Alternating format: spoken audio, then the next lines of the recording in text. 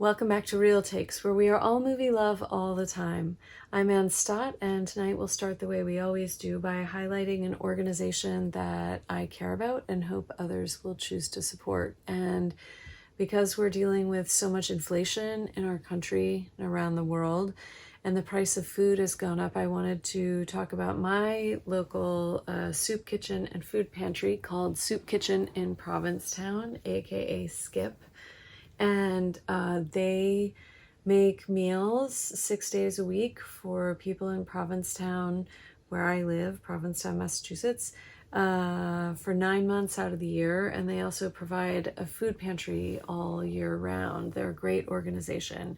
So I will link to them below. But honestly, if there's a food pantry in your area that you love, give to them too, wherever you can, if you can, right now.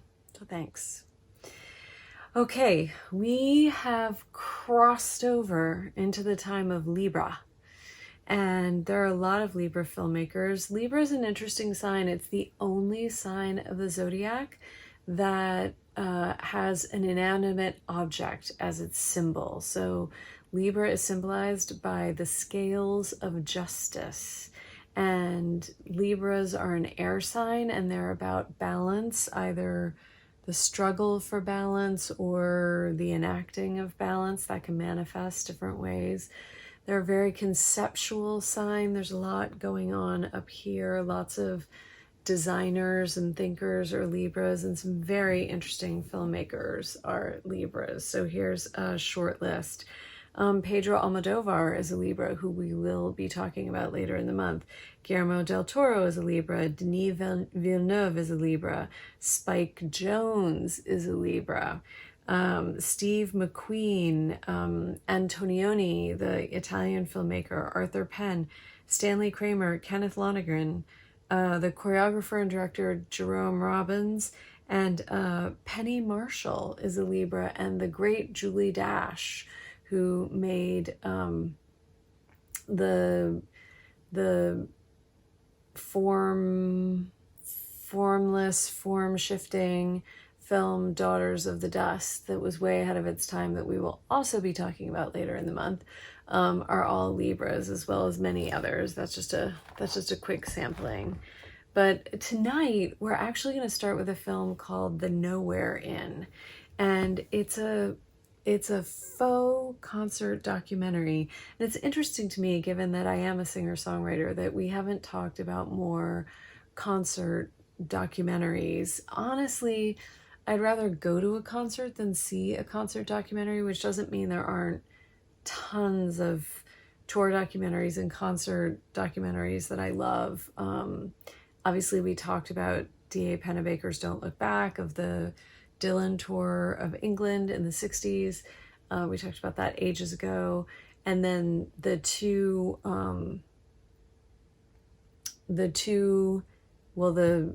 Talking Heads documentary, Stop Making Sense, directed by, wow, I'm going to blank out. I have like the initials. It's going to come to me.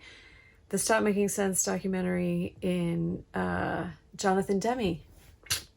You gotta wait for it. You gotta let the synapses do their thing sometimes. Directed by Jonathan Demme in the late 80s. And then the Spike Lee directed documentary of David Byrne's show American Utopia are two spectacular concert documentaries. But tonight I want to talk about this Libra on Libra. Oh, now Meatball is walking around the camera stand. Hey Meatball, can we not do that? Here, we're gonna have some cinema verite right here. We're breaking form. Can you come here and be with me? So we're having Libra on Libra action here. And we're gonna talk about the 2020 film The Nowhere Inn, which was created and written by Annie Clark, aka St Vincent, and Carrie Brownstein, who are both Libras. Carrie Brownstein's birthday is September 27th, and Annie Clark / St Vincent's birthday is September 28th. And they're really good friends. And they wrote this faux documentary together, which was then directed by Bill Benz. And how it happened is that Annie Clark wanted to do some kind of tour documentary, and she had the idea of enlisting her friend Carrie Brownstein to write some sketches. So if you don't know, Carrie Brownstein was the guitar player for a band called Sleater-Kinney that came out of the Northwest in the 90s. Annie Clark is a singer-songwriter and guitar player who goes by the performance name persona St Vincent, who's still working. Carrie Brownstein, after Sleater-Kinney, created, wrote for, and starred in the sketch comedy show Portlandia, about life in Portland, Oregon. So Annie Clark, and now Carrie Brownstein and Annie Clark are good friends. And Annie Clark had this idea to do a tour documentary with sketches in between, but then when they got talking about it, they started getting more ideas and more ideas, and they wrote a script. So they wrote a script for a movie where Carrie Brownstein plays herself directing a tour documentary about Annie Clark on tour as St. Vincent. And they're friends in the movie. So it's a scripted movie about a documentary where they are playing themselves as friends. And it's really interesting when you watch interviews about this film. Nobody knows what to call this movie. Like, people sort of fall back and call it a mockumentary in the style of Christopher Guest films, but it's not really a mockumentary. It's also kind of vaguely a suspense film. It kind of takes on an otherworldly character as things devolve. It really turns a lot of different forms on their head. It's very Libra film. And what they ended up saying was that it's a Nicholas Roeg film meets a concert documentary. And for those who don't know, Nicholas Roeg is a director from the 1970s. I think his most famous film is The Man Who Fell to Earth, starring David Bowie, but he made sort of suspense and slightly science fiction-y, otherworldly films.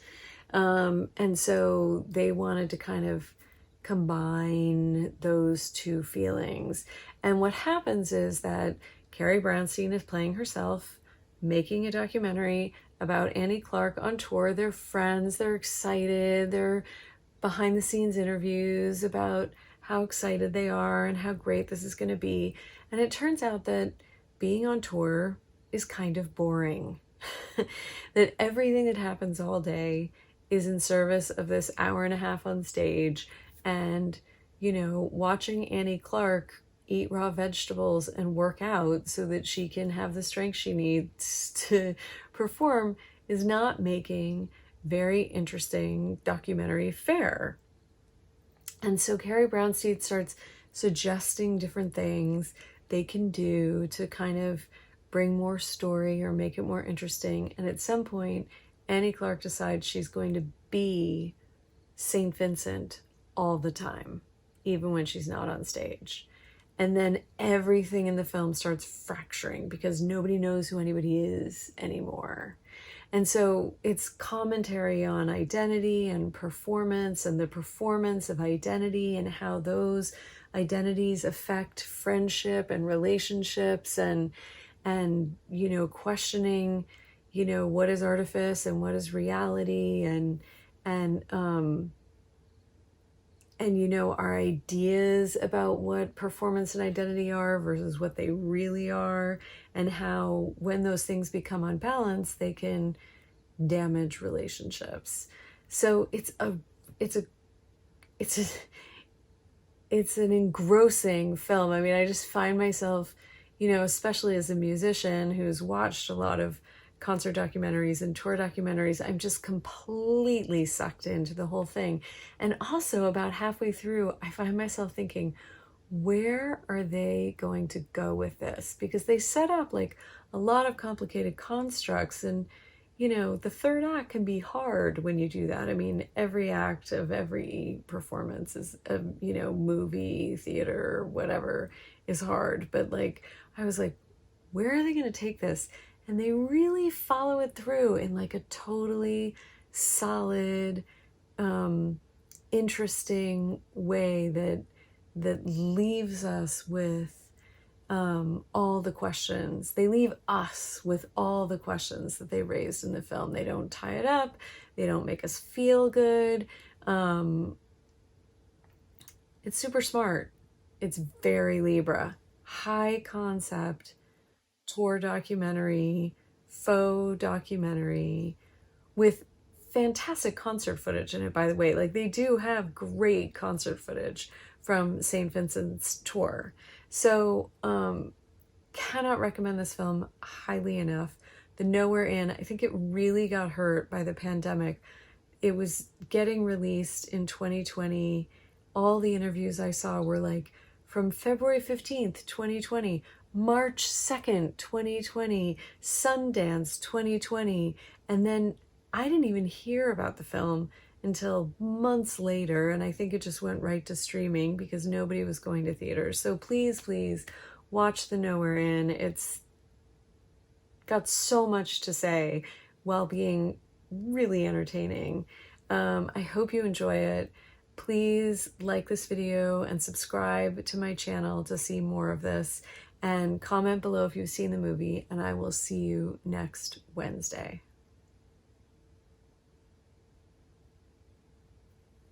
Right, Meatball? Thanks for watching Real Takes. Hit the subscribe button below so the algorithms will tell you when new episodes are out. And if you want to support Real Takes, please visit my Patreon page where you can join at any tier from $2 to $100 per thing I make. The $15 tier is specifically about supporting Real Takes, and you'll get behind the scenes information and be thanked in future videos. See you next Wednesday.